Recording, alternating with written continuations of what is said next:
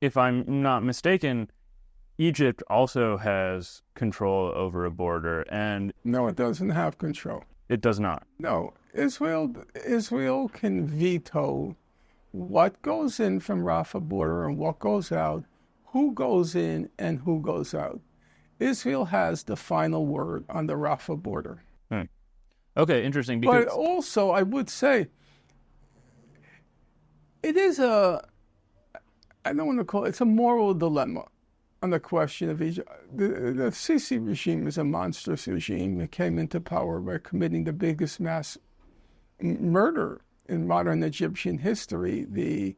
If you recall, there was a nonviolent civil resistance when Morsi was overthrown, and they went in and they killed, according to Human Rights Watch, they killed at least 1,000 people, unarmed civilians. That's how Sisi came into power, a complete mass murderer.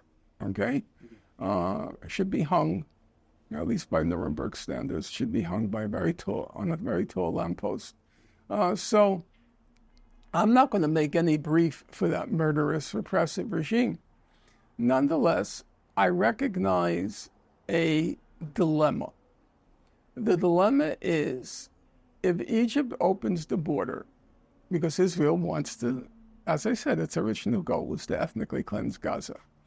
If it opens its border, it facilitates Israel's ethnic cleansing of Gaza. It becomes a, let's call it, co-conspirator in the ethnic cleansing of Gaza. If it doesn't open its border, then it becomes a co-conspirator in the genocide against the people of Gaza. I don't know the answer to that. I pay attention to the humanitarian organizations because I respect them. I think they've been there's a nobility to what they've done. Organizations like Doctors Without Borders. I mean, doctors went through medical school. They can make $500,000 a year in the United States, and they're willing to go over and serve the people of Gaza. Morally very impressive, because they're putting their lives on the line. Israel's targeting the doctors. There's no question about that.